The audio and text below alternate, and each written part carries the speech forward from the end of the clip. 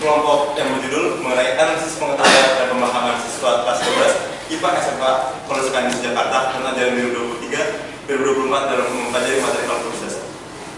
Presentasi ini akan dibawakan oleh para presenter kita yang bernama Farel Gideon Putaswit dari kelas 12A6, lalu ada Leonis Hasan dari kelas 12A1, lalu ada Wenceslaus Leon Evan Orang Gana dari kelas 12A4, dan juga ada penguji materi dan juga penguji bahasa. Penguji materi akan ada Bapak Rindu Mafia SPD FPD, dan juga penguji bahasa akan ada Ibu Regina Dia Kaisari. Waktu presentasi akan menjadi selama 20 menit dan diberikan oleh sesi tanya jawab pada penguji materi selama 12 menit dan penguji bahasa selama 8 menit, dan dilanjutkan dengan sesi tanya jawab pada para audiens selama 10 menit. Tanpa berlama-lama lagi, kepada presenter kami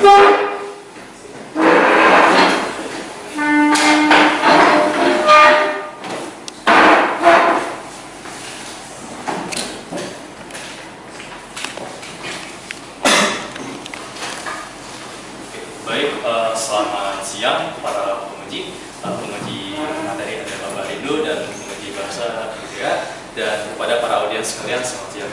Selamat siang. Siang. Pada kesempatan kali ini kami dari kelompok khusus paper ke-85 akan mempresentasikan hasil penelitian kami yang berjudul Analisis Pengetahuan dan Pemahaman Siswa Kelas 12 IPA Polres Jakarta tahun ajaran 2023-2024 dalam mempelajari materi kalkulus dasar. Tanpa berlama-lama, mari kita masuk ke ini. Sebelum mulai, ada beberapa hal yang akan kami bahas di sini. Hal pertama yang akan kami bahas yaitu pendahuluan. Pendahuluan ini kami bagi menjadi beberapa bagian, yaitu ada dasar teori, latar belakang, rumusan masalah, tujuan, serta hipotesis. Di bagian kedua, kami akan menyajikan metode penelitian yang kami lakukan. Dan yang ketiga, kami akan menyajikan hasil penelitian yang telah kami dapat.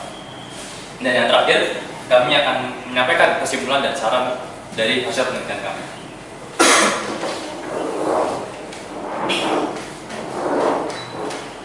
Pertama-tama kita masuk ke dasar teori. Dasar teori ini kami bagi menjadi 3 bagian. Yang pertama yang kita harus kenal dulu adalah apa pengertian dari matematika itu sendiri. Yang kedua adalah matematika itu memiliki banyak cabang, jadi kita juga harus mengenalnya. Dan yang ketiga adalah kita akan masuk ke kalkulus dasar yang menjadi kunci dari penelitian kali ini.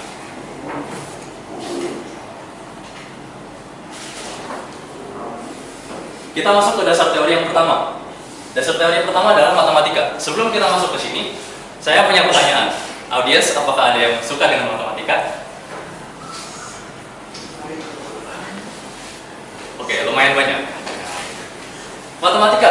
Matematika ini berasal dari bahasa Yunani yang berarti matema, dan matema ini berarti hal-hal yang dipelajari. Dan kami mengutip dari 2 ahli yang bernama James dan Gibbs. Mereka mengatakan bahwa matematika merupakan ilmu tentang logika mengenai bentuk susunan, besaran, dan konsep-konsep yang saling berhubungan satu sama lain. Dan dalam matematika itu sendiri terdapat 5 cabang ilmu. Cabang ilmu pertama adalah aritmatika. Aritmatika ini merupakan cabang ilmu paling dasar yang kita kenal saat kita masih belajar di sekolah dasar. Aritmatika ini terbagi menjadi penjumlahan, pengurangan, perkalian, dan pembagian. Tanpa keempat aspek ini, matematika rasanya tidak akan menjadi sangat lengkap. Lalu yang kedua adalah geometri. Geometri ini contohnya ruang bangun, seperti segitiga, persegi panjang, dan lain sebagainya. Kemudian yang ketiga adalah aljabar. Aljabar ini mempelajari struktur, hubungan, serta kuantitas. Lalu yang keempat adalah trigonometri. Trigonometri kita kenal kalau Kanisiat kelas 12 mengenalnya erat dengan sin-costan. Sin-costan itu sudah erat dengan kehidupan mereka masing-masing kelas 12. Lalu yang terakhir adalah kalkulus. Kalkulus ini mempelajari bagaimana sesuatu itu bisa berubah sih, dan bagaimana akibat yang ditimbulkan dari perubahan tersebut.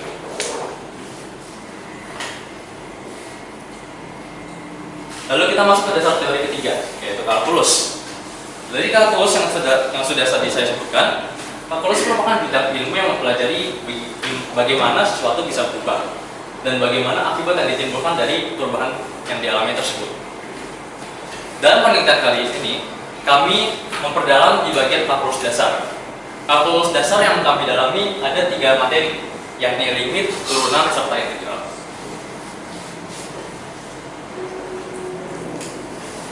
Masuk ke latar belakang. Dari ketiga dasar teori yang telah kami sajikan, para peneliti menjadi penasaran, apa sih mayoritas siswa kelas 12 IPA Polres Kanisius ini kan udah belajar materi limit, trigonometri, serta turunan. Yang menjadi pertanyaan adalah, apakah mereka benar-benar paham dan apa mereka benar-benar mengerti tentang ketiga materi tersebut?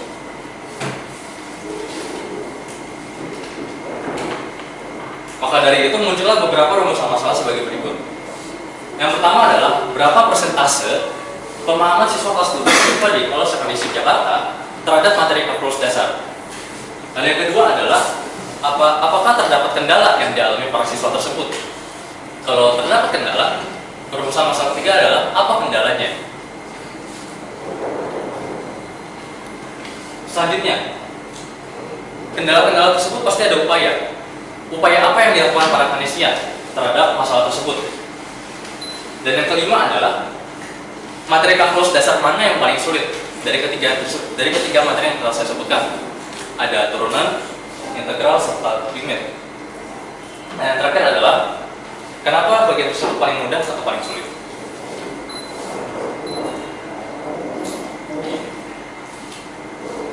Tujuan penelitian.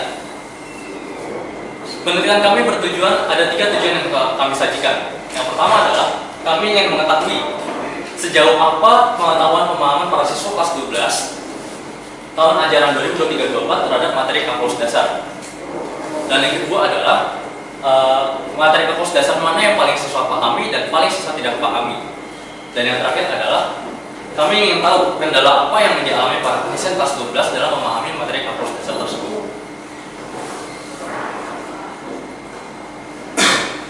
Dan dari penelitian kami menyajikan 2 hipotesis, yaitu ada hipotesis H1 dan H0. H1 itu adalah hipotesis yang kami sangat harapkan, dan H0 adalah hipotesis yang kami tidak harapkan.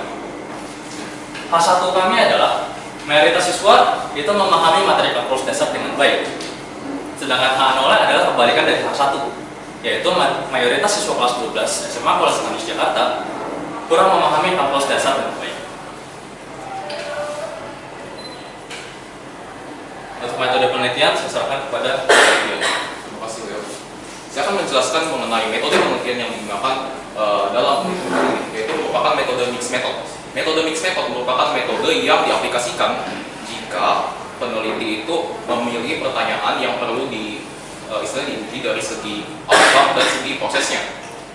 Metode mixed method ini juga mengaplikasikan dua-duanya, yaitu keduanya yaitu metode kuantitatif dan kualitatif. Dan dapat disimpulkan metode mixed method ini itu sebagai istilahnya itu diharapkan untuk memberikan gambaran yang selengkap mungkin dan sedalam mungkin terhadap siswa-siswa kelas 12.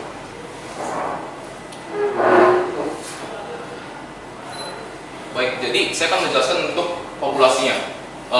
Kami menggunakan populasi siswa kelas 12 SMA Polres Kanisius Jakarta tahun ajaran 2023-2024. Nah, mengapa siswa kelas 12 tahun ajaran 2023 tahun 2024? Ya karena itu memang merupakan yang angkatan terakhir, sehingga itu menjadi ya istilahnya masih fresh dan ini menjadi populasi yang ideal.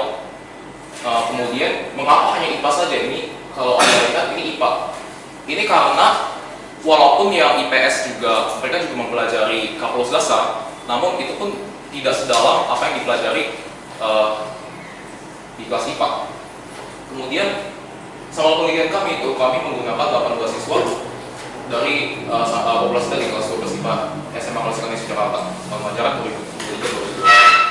2023-2024. Di mana sampel ini itu nanti akan diteliti kecocokannya dengan hasil ulangan mereka.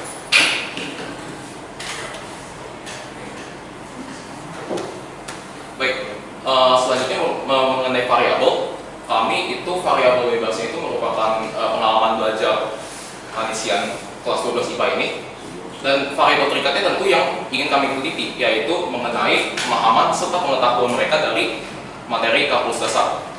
Dan desain penelitian ini merupakan penelitian deskriptif itu merupakan penelitian yang itu istilah memberikan gambaran terhadap suatu kasus. Ini biasanya penelitian ini digunakan untuk memberikan bantuan kepada klien-klien yang membutuhkan klien yang ingin tahu kebutuhan mereka itu apa. Baik, dan untuk waktu dan tempat pengambilan data itu waktunya merupakan 23 Januari 2024 sampai 30 Januari 2024. Tempatnya tentu berada di SMA Polisi Kantor Jakarta. Nah, pengambilan data yang kami gunakan itu merupakan angket. Itu karena menurut kami itu merupakan teknik yang cepat, efisien, dan bisa dilakukan di mana saja dan kapan saja. Nanti ini data kualitatif ini yang dari angket akan kami analisis beserta dengan nilai ulangan responden data kuantitatifnya. Baik, untuk bagian hasil penelitian akan dijelaskan oleh Evan. Oke, kali ini saya akan menjelaskan mengenai hasil penelitian kami. Dari angket kita, kami menyajikan 4 pertanyaan. Dan ini adalah salah satunya. Aspek pengetahuan siswa SMA Polisi Kantor 4 2023-2024. Kami menyajikan pertanyaan sebagai berikut. Apakah kalian mengetahui apa saja hal yang masuk ke dasar? Dari 69 responden, sebanyak 14,5% menjawab tidak, sedangkan 33,3% menjawab ada enggak. Mayoritas responden yaitu sebanyak 22,2% menjawab iya, mereka mengetahui hal yang termasuk kalkulus dasar. Selanjutnya, kami menanyakan apa bagian kalkulus dasar yang paling mereka mudah memahami. Dari pie chart tersebut dapat kita lihat bahwa mayoritas responden sebanyak 22,3% mengatakan limit sebagai materi kalkulus yang paling mereka mudah memahami. Nah, barengan dengan pertanyaan ini dan pertanyaan selanjutnya, kami juga meminta responden untuk menyajikan alasan mengapa mereka memilih materi tersebut sebagai yang paling dipahami atau nanti paling sulit dipahami. Untuk materi limit, sebagian besar responden menjawab limit dikarenakan konsep materi limit itu mudah dipahami. Soal yang disajikan itu tidak rumit dan rumus yang ada itu dikit sehingga mudah untuk dihafal. Berikutnya kami juga menanyakan apa bagian kalkulus dasar yang paling sulit dipahami. Di data tersebut lihat 3,4 dari total responden atau 75,4%. Menjawab materi integral yang paling sulit untuk dipahami. Mengapa demikian? Responden menjawab alasannya bahwa integral itu memiliki konsep yang sulit untuk dipahami. Soal-soalnya juga bervariasi sehingga agak susah untuk membedakan. Dan terakhir, rumusnya juga banyak, jadi agak susah untuk menghafal semua. Jadi pada intinya, limit dan integral itu berlawanan dalam memberikan kesimpulan. Nah, untuk mencocokkan data angket dengan data asli, kami membuat sebuah tabel pembuktian.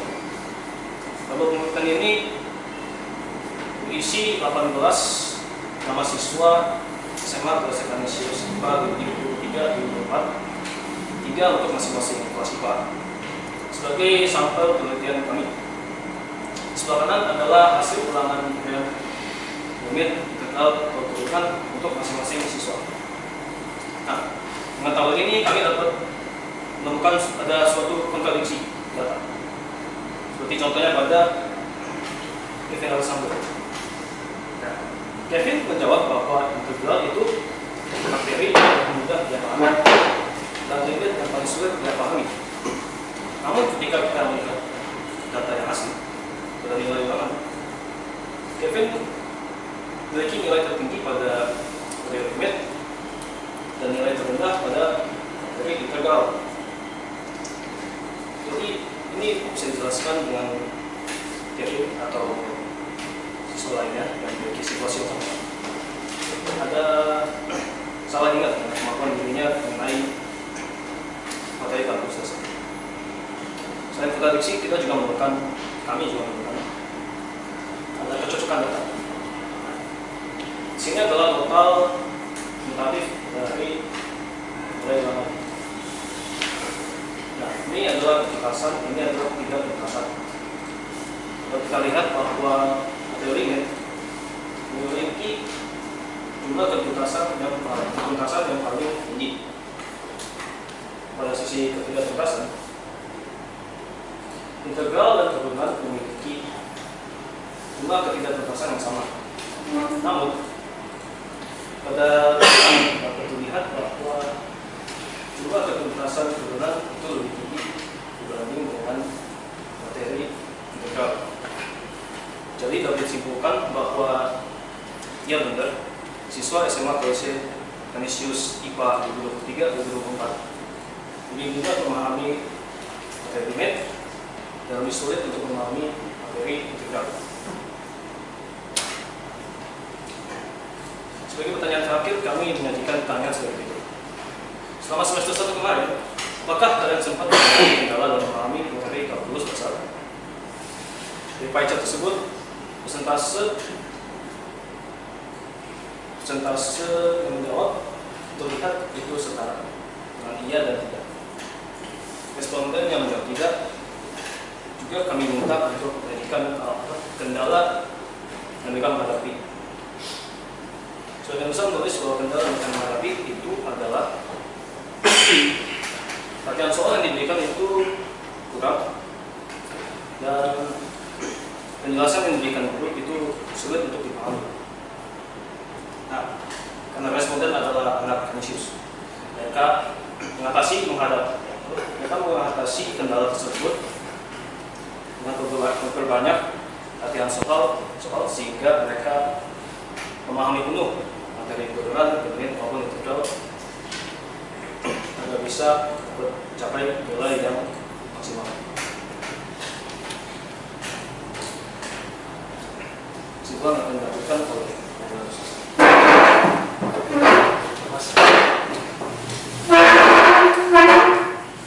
Dari hasil penelitian telah kami sajikan, kami mengambil sebuah kesimpulan. Ada 3 kesimpulan yang kami ambil. Ternyata dari hipotesis yang telah kami sajikan tadi, yang terjawab adalah A0, yang dimana masih banyak siswa yang kurang mengetahui dan memahami materi kalkulus dasar. Yang kedua, materi yang mudah dipelajari oleh para siswa adalah limit. Mayoritas dari mereka beralasan bahwa limit merupakan materi yang memiliki konsep yang lebih simpel dan tidak terlalu rumit sehingga rumusnya yang perlu dihafalkan. Sedangkan materi yang paling sulit dipelajari oleh para siswa adalah materi integral. Hal ini terjadi dikarenakan konsep yang rumit, variasi soal yang sangat bervariasi, serta banyak rumus yang perlu dihafal, membuat banyak siswa itu menjadi kesulitan untuk belajar materi integral dengan baik. Kemudian dari hal tersebut kami mengambil saran. Saran dari kami yaitu memperbanyak nanti kegiatan pembelajaran yang lebih interaktif dengan hal apapun yang dapat digunakan yang bisa siswa senangi. Kebanyakan siswa saat ini pasti sudah mempunyai gadget, dan gadget ini yang bisa kita gunakan untuk bagi para guru untuk memperbanyak lagi kegiatan pembelajaran yang lebih interaktif.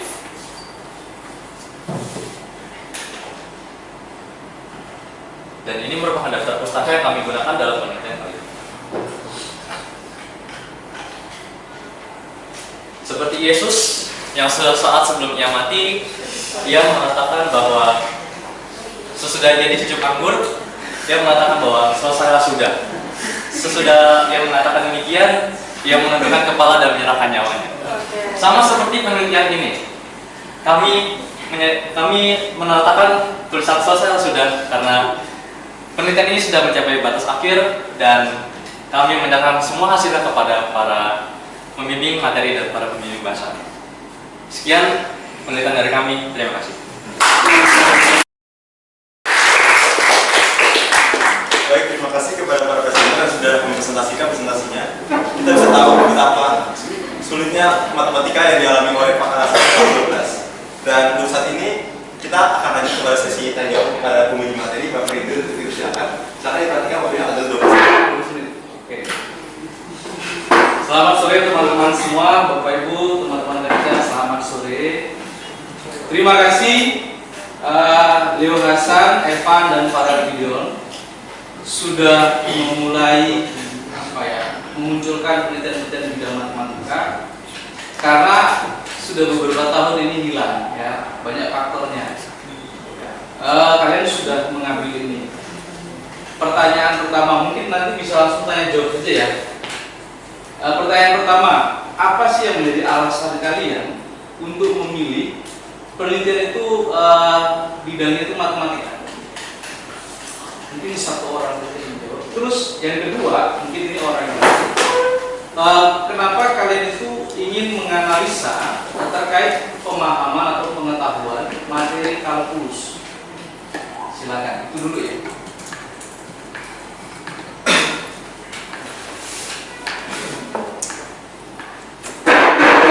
Baik, terima kasih Pak Ridho. Pertanyaan pertama adalah mengapa matematika? Ini ada dua versi jawaban.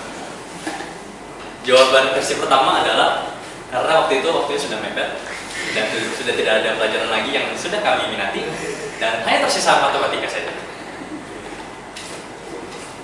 Dan mungkin untuk sekalian menjawab pertanyaan kedua, versi kedua, karena saya sendiri dan kami bertiga ini memang minatnya di matematika, jadi makanya kami memilih matematika sebagai pelajarannya. Lalu untuk yang kedua adalah mengapa materi kalkulus? Karena di kelas 12 kebanyakan siswa pasti mengeluhnya di bagian materi kalkulus, terutama kalkulus dasar. Seperti yang sudah dialami oleh para ketiga audiens yang ada di belakang, mereka sudah sangat struggle sekali untuk mendapatkan nilai yang bagus dalam materi kalkulus dasar. Itulah mengapa kami mengambil materi kalkulus. Oke, terima kasih. Yang berikutnya mungkin bisa sambil dibuka ya, kita jurnalnya bisa dibuka. Ini ada beberapa mungkin pertanyaan sederhana. Di sini kamu menuliskan 5 cabang ilmu. Ya, ini sumber referensinya itu apa? Kemudian kamu menuliskan juga kalkulus dasar itu limit, turunan, dan integral. Ini apakah ada sumber referensinya? Kenapa kamu menyebutnya itu kalkulus dasar? Apakah ada atau tidak? Kalau tidak, mungkin nanti kamu bisa tambahkan.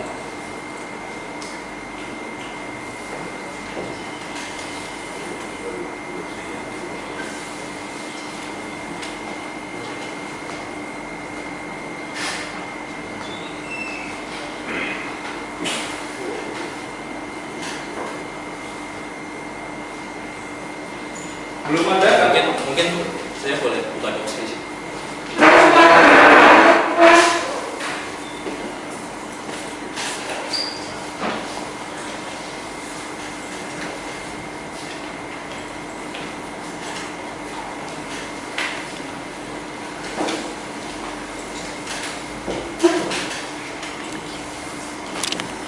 Masih login ya?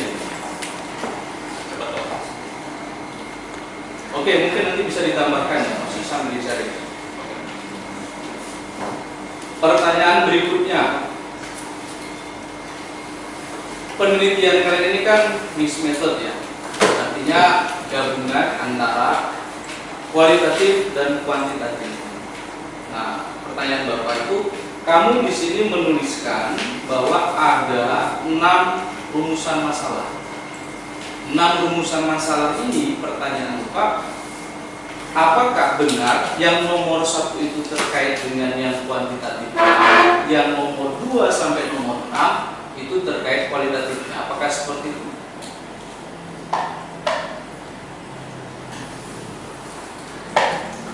Mungkin bisa langsung dijawab aja ya. Apakah seperti itu?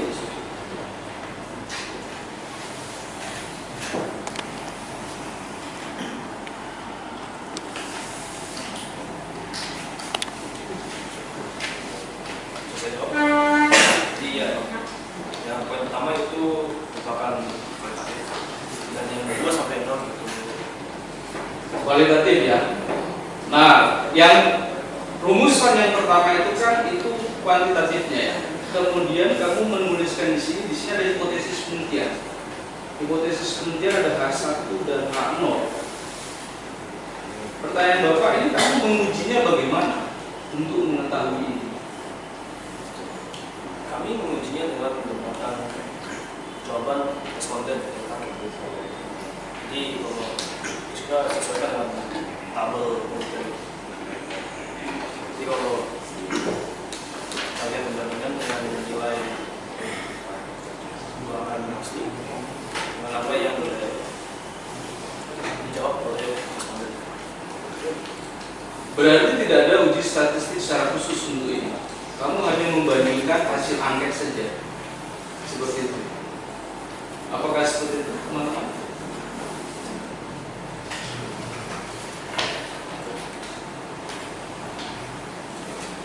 Oke, kalau ini menurut Pak Rindu ya.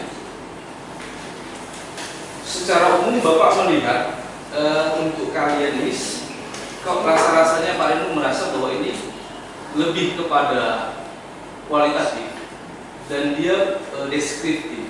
Kamu hanya menggambarkan saja apa yang ada pada kondisi siswa sekarang, khususnya kelas 12. Kalau masuk kepada uji hipotesis, nah ini yang Bapak masih belum tahu apakah hanya dengan membandingkan data seperti itu sudah bisa kita mengambil kesimpulan tanpa ada uji statistik seperti itu. Kemudian yang berikutnya di metode penelitian kamu menuliskan di sini sampelnya 18. Sampelnya 18 orang dan ada 69 responden yang ini mungkin yang mengisi kuesioner. 69. Dari total kelas 12 ada berapa? 190. Kurang lebih segitu ya. Nah, apa pertimbangannya atau mengapa kamu mengambil kalau dari judul berarti kan ini kan kelas 12 IPA, berarti populasinya kelas 12 IPA. Terus kamu menyebar kuesioner, kemudian yang mengisi itu 69. Terus kamu kecilkan lagi ini menjadi 18 sampel kamu. Pertanyaan paling itu di dasar kamu mengambil sampelnya ini jadi 18 ini apa ya?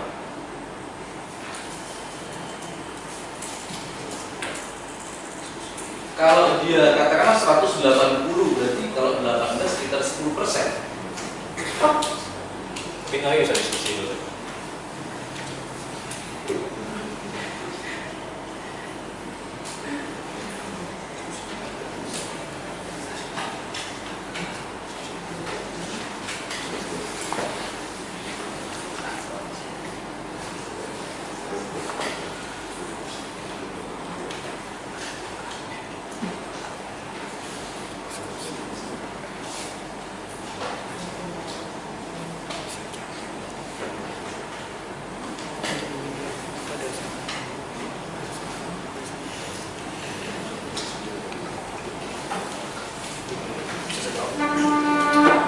Awalnya inginnya itu lebih banyak Kurangnya dan soalnya. Jadi awalnya kita maunya itu kami maunya lebih banyak sekitar 100 mungkin atau lebih. Tapi karena bercek waktu kami diskusi dengan pembimbing kita dan akhirnya kita settle dengan 18 sampel penelitian. Karena keterbatasan waktu, oke. Teman-teman, kalau kamu sebut bahwa ini adalah kuantitatif, maka ada ukuran, ada standar pemilihan sampelnya. Itu ada rumusnya, teman-teman. Ya, itu ada rumusnya. Maka karena waktunya sudah terbatas juga, maka Bapak lebih merasa ini lebih kepada penelitian kualitatif. Ya, kualitatif. Bagaimana nanti silahkan ini diubah ya menjurus ke indikator kualitatif. Jadi kamu hanya menggambarkan saja. Kalau Bapak lihat di sini, ini pembahasan kamu ini lebih banyak membahas yang sampel yang 69. Ada berapa lembar? 69. Sedangkan yang sampel yang 18 itu hanya cuma beberapa kalimat. Gitu. Berarti kan sebenarnya sampel itu menjadi pembahasan yang minor dalam penelitian kalian ini. Gitu. Lebih kepada memberikan gambaran terkait yang isi angket yang 69. Ya, maka saran dari Pak Rindu, Bapak berharap RP ini bisa direvisi, diubah, memang murni kualitatif saja. Kualitatif dan itu menggambarkan gitu ya, menggambarkan apa yang hasil angket kamu. Dan sebenarnya pun angket itu kalau memang kamu ingin menguji secara spesifik itu harus divalidasi juga tuh angket. Ini Bapak rasa angketnya nggak kamu validasi kan? Kamu buat pertanyaan langsung di-share kan? Atau divalidasi sama Pak Eko atau ke guru-guru yang lain? Awalnya saya validasi dulu ke Pak Eko, apakah ini sudah boleh disebarkan ke belum. Pak Eko ngecek dulu semuanya, terus itu boleh disebar. Oke. Mungkin itu dari Pak Rindu secara umum. Mungkin nanti bagaimana kamu mengubah ini menjadi penelitian yang kualitatif dan kamu menggambarkan aja, deskripsikan saja hasil penelitian kalian ini, tidak menggunakan perhitungan-perhitungan yang ada H0 H1 nya seperti itu. Ya, Bapak rasa H0 H1 tidak diperlukan dalam penelitian. Saya akan bahas ke kualitatif. Itu saja Pak Moderator, terima kasih. Bapak Ibu, terima kasih karena sebagai guru penguji, akan saya serahkan kepada Ibu Dea selaku penguji bahasa yang akan durasi selama 8 menit. Silakan. Baik, terima kasih moderator. Pertama-tama saya ingin mengucapkan maksiat ya pada Leonardus, Evan, dan Farel yang sudah mempresentasikan hasil penelitiannya ya. Provisiat. Lalu karena saya diberi waktu oleh Pak Moderator sangat singkat, jadi saya langsung saja ya. Silakan dibuka jurnalnya, lalu buka di halaman pertama bagian abstrak. Oke. Bagaimana? Abstrak. Oke. Saya mau tanya dulu nih. Esensi yang digambarkan dalam bagian abstrak itu apa dalam jurnal? Yang kelompok ketahui.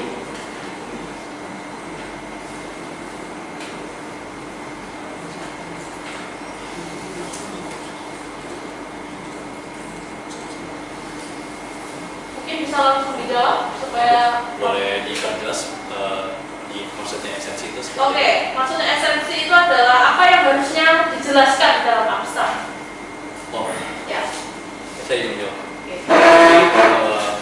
Abstrak ini merupakan bagian di mana kurang lebih sama seperti kesimpulan, tetapi abstrak ini lebih menggambarkan sebenarnya garis besar penelitian ini itu seperti apa dari awal sampai akhir. Baik. Ya, abstrak. Nah, di dalam abstrak ini pasti memiliki secara kalau bahasa Indonesianya seperti sinopsis ya, sinopsis dari penelitian itu. Nah, di dalam abstrak sebenarnya saya tidak menemukan metode yang digambarkan di situ. Teman-teman kelompok itu hanya berfokus menjelaskan matematika itu, pengertian matematika saja. Lalu kalian menjelaskan pembagian matematika menjadi 5 cabang ilmu dan lain sebagainya. Lalu padahal di situ teman-teman juga sudah menjelaskan terkait kuesioner dan sampel. Nah, tapi justru seperti tujuan metode itu belum terurai jelas. Jadi saya harap karena abstrak ini adalah bagian muka dari jurnal dan itu selalu menjadi tujuan utama pembaca dalam membaca jurnal, maka itu harus tahu seperti itu. Oke, untuk kata kunci tolong diperhatikan, itu tidak menggunakan huruf kapital di awal katanya. Baik, masuk ke dalam pendahuluan. Oke, sebenarnya saya sedikit bingung ya kelompok ini. Di dalam pendahuluan saya mencermati ada beberapa kesalahan berbahasa, yaitu yang pertama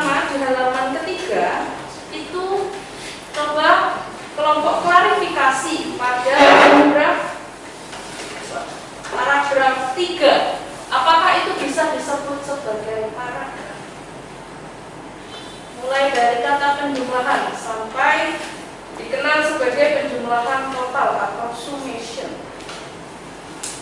Apakah itu bisa dikatakan sebagai paragraf?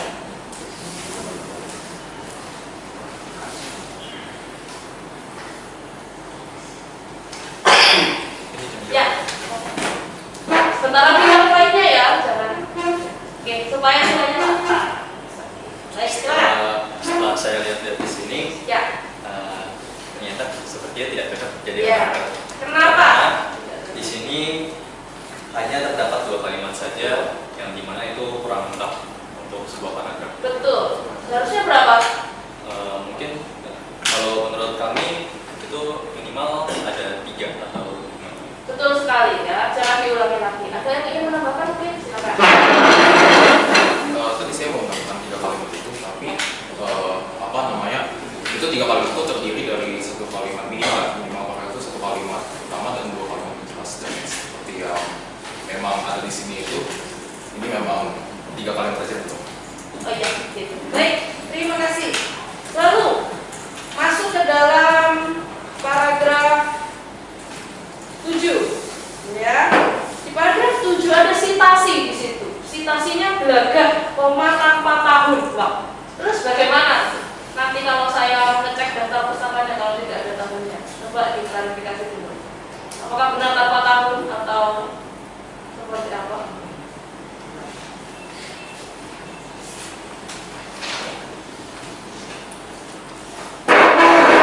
Ini yang berapa, Bu? Ya. Ya.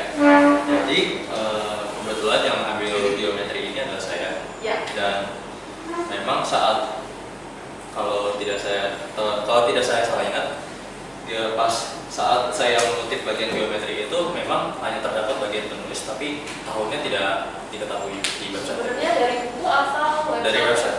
Oh, website. Oke. Nanti dicari lagi ya. Pasti di website itu ada tanggal atau paling tidak tahunnya. Baik.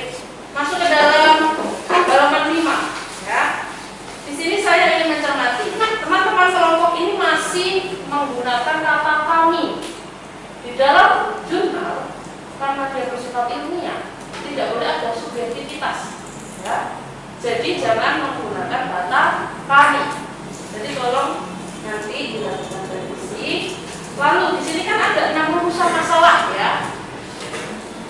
Saya kurang paham poin 2 dan poin 3 itu sama-sama mengemukakan tentang kendala yang dihadapi. Lalu apa bedanya dari kedua poin itu? Ya. Jadi kalau yang poin 2 itu menanyakan apakah dapat kendala. Jadi ada kendala atau tidak. Contoh. Kalau poin 3 itu menanyakan ya, kendala apa yang dihadapi. Boleh tolong diperjelas. Oke. Jadi yang nomor 2 itu siswanya, kendala dan siswanya. Lalu yang ketiga, Kalau yang kedua itu menanyakan itu ada kendala atau tidak. ya. Kalau poin ketiga itu kalau jawab iya, yang kedua itu diminta untuk diperjelas kendalanya. Oh, pernyataannya seperti itu. Ya, oke. Baik. Lalu kita masuk ke dalam tujuan. Ya, kita tahu bahwa di dalam artikel, dalam jurnal itu rumusan masalah itu selalu selaras dengan tujuan. Jadi kalau rumusan masalahnya itu ada 6, tujuannya juga harus ada 6. Nah, di sini rumusan masalah yang kelompok cantumkan itu 6, namun saya hanya melihat tujuannya hanya 3. Jadi bagaimana pendapat kelompok nomor 10?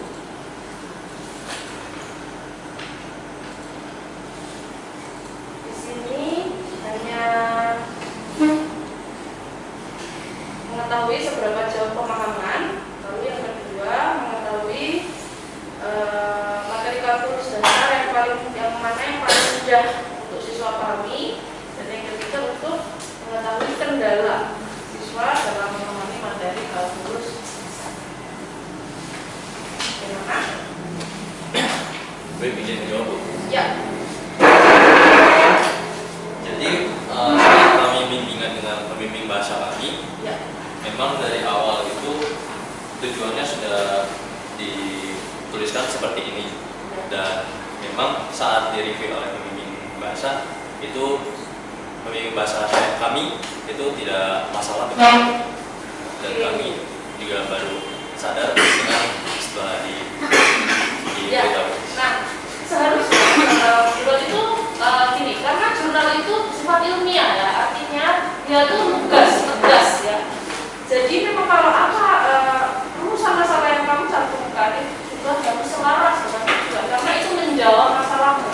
Tujuan itu digunakan untuk menjawab masalahmu. Jadi kalau misalnya 6 masalah ini tapi tujuannya hanya 3, itu juga kurang selaras. Jadi mungkin nanti bisa disesuaikan ya. Itu lanjut kalau bohongnya 10 detik. 10 detik. Wah, oke. Langsung ke hasil dan pembahasan saja ketika metode sudah disinggung Pak Rindu.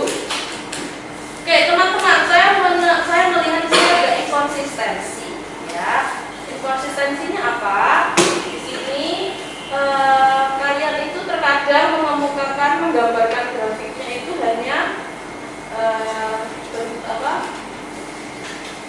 apabila menggunakan bentuk persen, maka semua penjelasannya juga adalah bentuk persen. Misal tadi yang di belakang itu nih seperti grafik 4, di situ terlihat dari 69 responden grafik menunjukkan sebanyak 50,7% responden. Tapi pada grafik 1, 2, 3 itu tidak tertera persennya. Jadi penulisannya harus konsisten ya, dari awal sampai akhir seperti itu. Lalu penggunaan numerik di awal paragraf itu tidak boleh ya. Harusnya seperti pada ini kalimat 43 siswa menganggap ini bla bla bla bla, 43-nya itu harusnya diubah menjadi di 6. Seperti itu ya.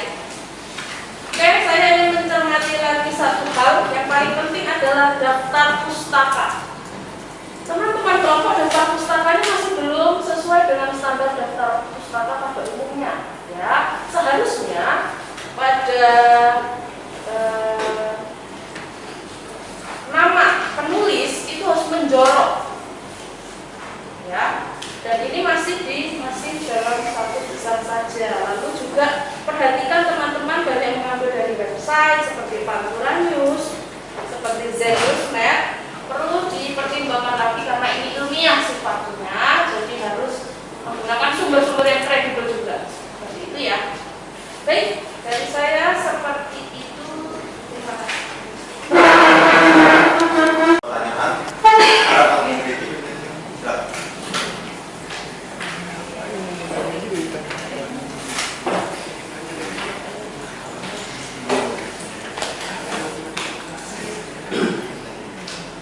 Silakan sebut nama juga ya.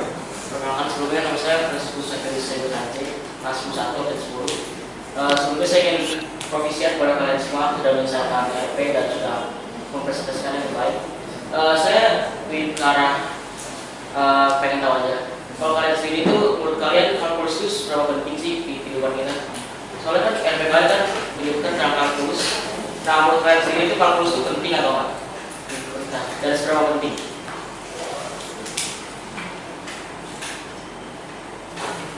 Ini masing-masing jawab atau secara keseluruhan? Secara kelompok. Ini mungkin maksudnya jawabannya dari kita bertiga gabung jadi satu gitu ya.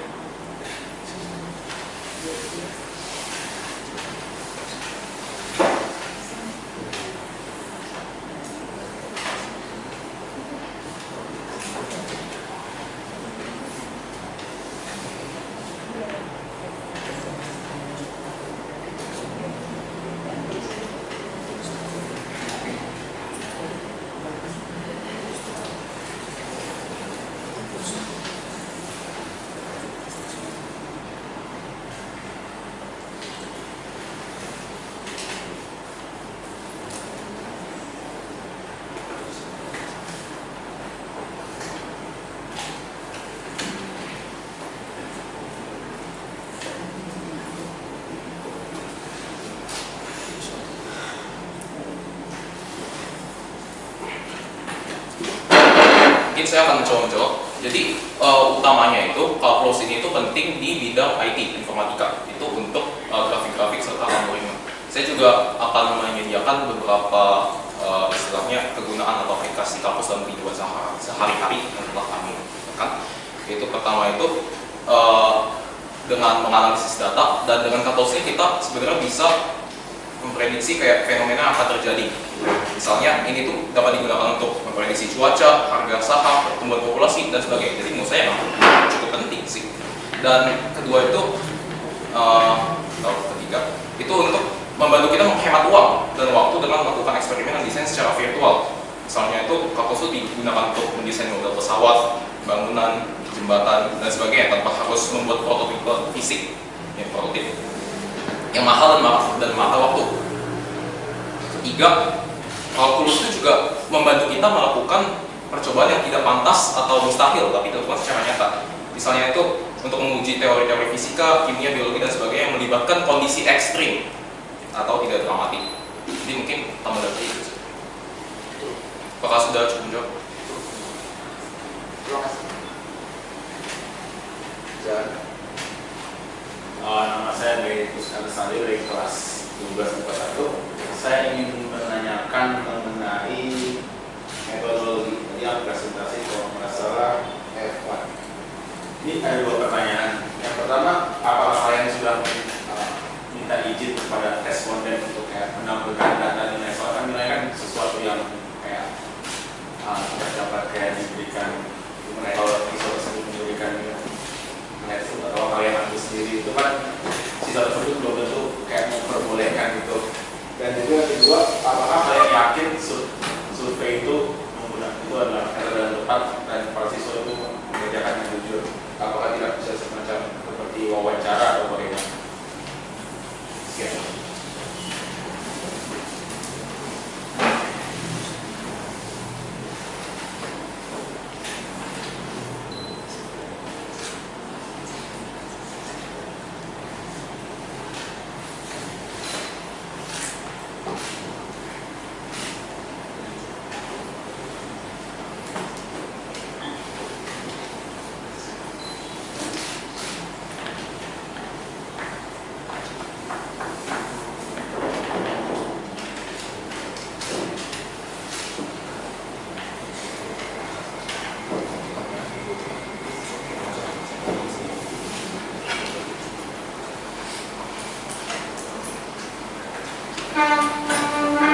Oke, coba jawab pertanyaan pertama.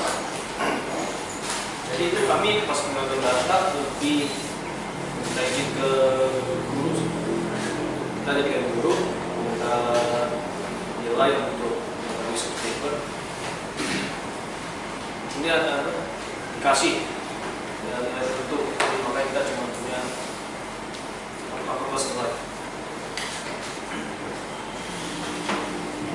Oke, mungkin saya izin memperjelas.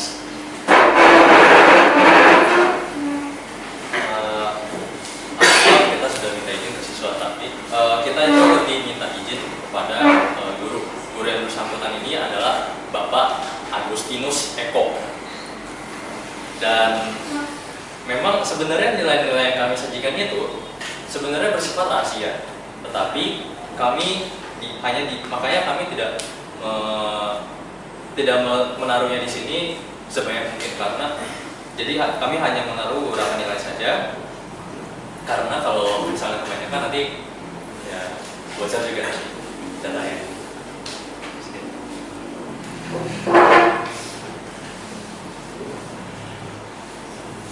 Cukup. Nah, pertanyaan kedua. Bisa menanyakan kembali. Ya. Tadi yang kedua, apakah Anda yakin bahwa survei itu benar-benar diisinya menjadi benar, dan apakah ada metode lain yang lebih efektif, bisa wawancara bukan untuk memperoleh data yang kualitatif dan mungkin dari kalian?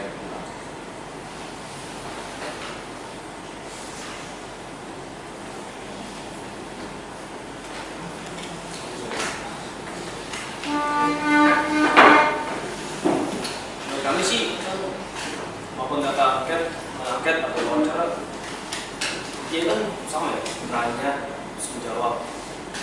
kalau digunakan metode itu tidak akan tidak. Itu kan dengan wawancara itu memakan waktu siswa yang diwawancara. Jadi kan kalau kami masih angket itu mereka bisa jawab sesuai dengan waktu yang mereka inginkan.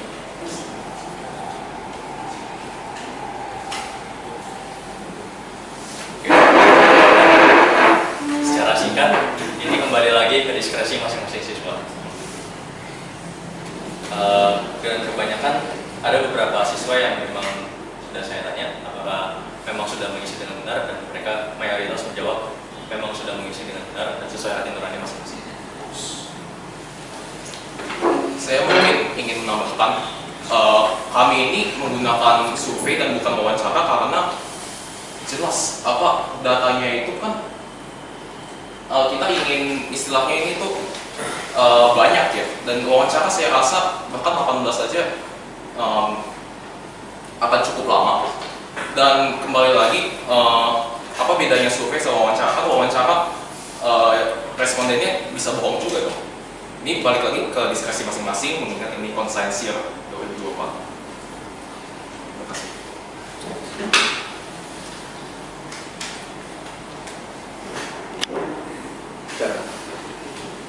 Perkenalkan, nama saya Ruben Isbaya dari kelas 12 IPA 6, nomor absen 26.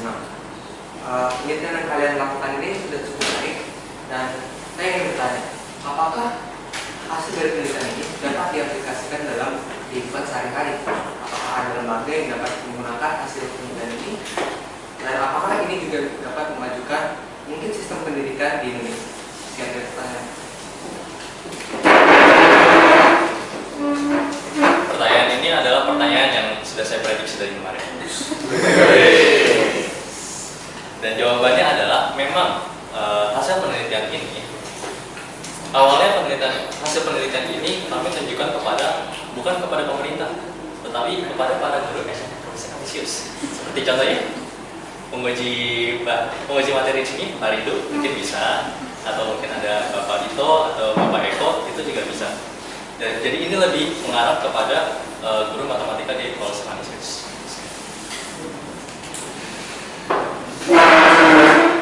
Baik, terima kasih atas pertanyaan dari para audiens. Sekarang akan saya lanjutkan ke tahapan dari orang tua murid atau wali murid. Bisa berupa saran atau pertanyaan, dan waktu durasi ada 5 menit. Silakan.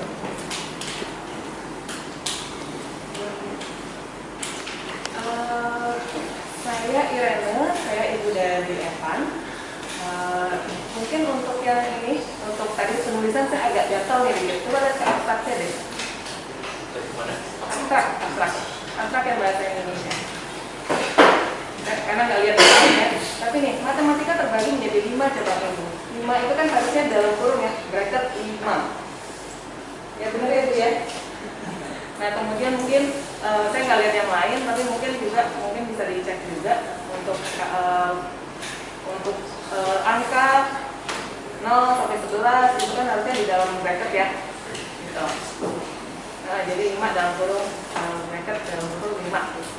Kemudian ya tadi juga sepakat sama Pak Rindu, seharusnya untuk memilih berapa jumlah responden yang kalian mau ambil, kalian harus melihat lagi populasinya berapa, dan kemudian kalau kalian pakai metode sesuatu, metode apa gitu ya, terus kalau kalian dengan margin error yang kalian harapkan sekian persen, nah itulah yang kalian pilih berapa jumlah respondennya. Kalau yang populasi besar, salah satu yang mungkin bisa digunakan itu metode Slothin, tapi saya rasa kalau untuk hanya sekitar 200 ya Pak ya populasi, berarti itu metode Slothin terlalu besar kan hasilnya. Saya tadi coba hitung-hitung dengan metode Slothin ya, kalau kalian mengambil 200 populasi dengan margin error 10%, itu kalian harus mengambil 66 responden. Nah, mungkin kalian bisa dilihat lagi nih, metode apa sih sebenarnya untuk pengambilan jumlah. Kayaknya Evan tuh nggak konsultasi ke saya sih. Coba konsultasi ke saya. Ya kan? Bener lagi ada itu, lagi ada pengambilan sampel di mana. Jadi itu mungkin memang harus hati-hati ya, namanya pengambilan namanya untuk pengambilan untuk kuesioner ini memang harus hati-hati bagaimana cara kalian mengambil sampelnya. Harus ditentukan berapa margin error yang mau disepakati, berapa yang harus dilihat gitu ya. Jadi bisa lebih bagus lagi gitu untuk hasilnya. Kemudian tadi memang waktu yang presentasi akan sempat ngomong mengenai siapa tadi dibandingkan tuh nama anaknya. Mungkin harusnya yang dilakukan adalah membuat kode gitu ya, membuat kode terhadap para responden R1, R2, R3, R4 tadi kamu sebut nama kan. Nah mungkin akan lebih baik kalau kalian dikodein gitu ya, untuk dibikin kode nilainya segini gitu. Jadi tadi saya itu mengenai kerahasiaan tadi mungkin lebih bisa terjaga dengan seperti itu. Kira-kira seperti itu sih dari saya. Mungkin sedikit saran dan masukan ya. Baik, terima kasih Ibu atas sarannya. Apakah dari orang tua lain ada yang menambahkan? Bisa berupa apresiasi juga. Silakan. Perkenalkan, saya Timothy, kakak dari Leo. Kebetulan saya juga Anisia, kakak dari 16 kemarin. Baik, salam hormat. Teman-teman provisiat sudah menyelesaikan penelitiannya, gitu ya. Sebuah effort yang mungkin udah ya perjalanannya ya. Saya ingat sekitar mungkin 7-8 tahun lalu saya juga mengerjakan hal yang sama seperti teman-teman. Cuma mungkin dengan limit yang dengan lebih banyak batasan. Saya cukup bangga teman-teman sudah bisa menyelesaikan, tapi memang tadi ada beberapa hal yang saya tidak setuju juga. Tadi itu terkait dengan kalian pun teman-teman ini masih dipahami bahwa ini hal yang baik buat kalian nanti melanjutkan studi di perguruan tinggi gitu ya. Kalian mesti ngerti, kalian mesti paham dasar kenapa kalian memilih kalkulus, kenapa kalian memilih satu materi. Itu perlu kalian perdalam lagi gitu ya, sehingga penelitian yang kalian lakukan lebih jelas dan lebih terarah. Dan tadi betul juga ada beberapa masukan dari teman-teman kalian juga terkait dengan confidential data. Itu penting teman-teman, karena walaupun sumbernya dari dulu langsung, bagaimanapun tetap itu ada public kerahasiaan yang harus dijaga. Solusinya bisa tadi seperti dibikin kode atau ya singkatan atau simbol dan sebagainya ya. Dan berikutnya teman-teman harapannya mungkin bawahnya lebih pede lagi ya teman-teman gitu. Jangan suaranya kecil, kasihan. Kalian kan udah melakukan penelitian ini sendiri, berkelompok begitu ya, berkelompok. Harapannya ya kalian yang paham tentang materi ini seperti apa dan kalian pede menyampaikannya seperti apa, gitu ya. Memang masih ada mungkin kesalahan sana sini, tapi rasanya itu masih bisa diperbaiki dan itu bakal yang baik buat kalian ke depannya. Semangat, provisiat teman-teman, sukses selalu buat hasil sesuai. Baik, terima kasih atas apresiasinya. Saya mau beri kesempatan terakhir kepada orang tua murid. Nah, baik silakan. Terima kasih Bapak Ibu. Maaf, saya ini orang tua dari Farel. Maaf saya datang terlambat tadi. Saya nyasar katanya baru saja mungkin semua lihat. Jadi mana anaknya gitu. Katanya baru saya cari-cari di sini. Pertama-tama selamat untuk Farel dengan teman-temannya sudah bisa menyelesaikan sertifikatnya dengan kelebihan dan kekurangannya tentu saja ya Bapak Ibu. Kiranya bisa menjadi bekal di jenjang yang lebih tinggi yang bisa menjadi modal lah, karena di tahap-tahap berikutnya nggak cuma segini nih research paper nih gitu ya, pasti lebih sulit lagi gitu. Untuk kedepannya kami juga berterima kasih kepada guru penguji dan juga guru pendamping yang sudah menemani anak-anak. Terima kasih. Baik, terima kasih atas apresiasinya. Baik, sudahlah tiba di ujung acara. Saya ingin mengucapkan terima kasih kepada para hadirin yang sudah berkenan datang dan menyaksikan presentasi research paper yang berjudulkan mengenai analisis pengetahuan dan pemahaman siswa kelas 12 IPA SMA Konsultansi Jakarta antara dari 2023 dan 2024 dalam memahami kalkulus dasar. Saya Sandra Rizkianto dan rekan saya Ismail Timbul ingin meminta maaf apabila dalam kami membantu acara ada kesalahan kata-kata dan perilaku. Kami mohon maaf dan semoga presentasi ini dapat menjadi modal dalam pembelajaran kita ke depannya. Terima kasih.